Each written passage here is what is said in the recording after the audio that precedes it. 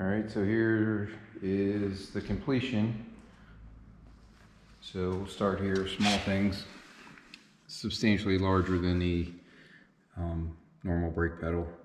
I have slipped off on before and had a oh crap situation, so I run that on both my bikes. This skid plate pipe guard from B&D Off-Road is pretty badass. The only issue I had was right here where the bracket goes through. I actually had to pull the pipe back off after I got it on there and pull. You only leave one of the rubber grommets on, but I had to run a drill and pull the bolt off there. It's a clip with a bolt for the stock exhaust. I had to pull that off too and run a drill through there so I could get the bolt on. But this skid plate's pretty gnarly. I don't think I'll have any, hopefully any pipe issues. The flow radiator braces. So right here, they changed the plastics on the 2020s. So I had to grind some of this out from behind here and then down. I did it by hand. I was too lazy to get my Dremel. Dremel would have made it quick, but still they should fit for $260 or whatever they cost. You would think they would have just bolted right up, but they didn't. I did put the fork protectors on both sides. I didn't run those on my other bike and they are a little chewed up, but I bought them for this one. The Ashobi's disc cover went on pretty simple. It replaces one of your wheel spacers in there and slides on. I did get the bib mooses in. I run those and been running them for a couple years now. Pretty satisfied with them. Here's the other side for the radiator brace. Same thing, you gotta trim some here on both sides. The skid plate, like I said, and pipe guard doesn't get much better than that with your protection wise. I don't know how it'll do if it gets packed with mud. You know, I'll, I guess, figure that out when the time comes. These are the Erzberg edition handguards that come on the Erzberg edition. They mount up here. I took a step drill bit, drilled out the end of the handguard till the piece fit in, tightened everything up. You have to drill a hole through here.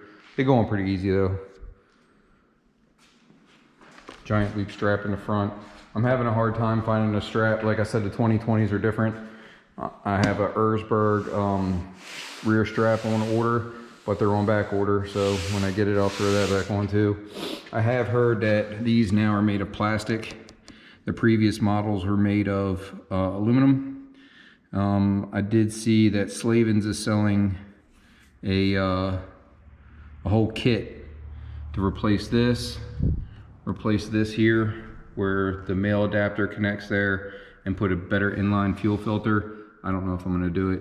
I probably will at least replace this. You can probably get one off of a 17 KTM or 17 or 18 KTM, maybe even a 19, and just swap that out. And I never had any issues with the other stuff. I don't ride any like crazy, nasty, just where I'm dumping my bike nonstop, but it should hold up pretty good. I'm pretty happy with it. I can't wait to ride it. Going to Durham Town, leave this week. Oh, this is the Tusk brake guard here. I've looked at several different ones and even like more the name brand ones. They're all probably made by the same company. It went on pretty easy. I did add some caliper grease when I put it back together. And this piece right here actually bolts through. There's a screw that goes on the other side.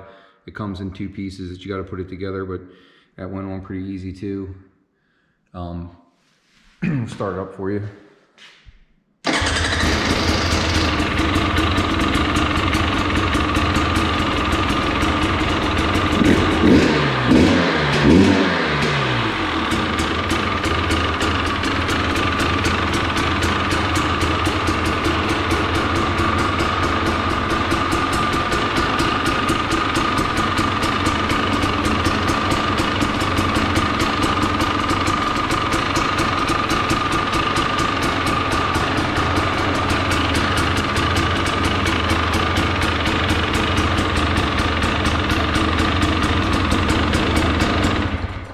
So I'm interested to see how this suspension does.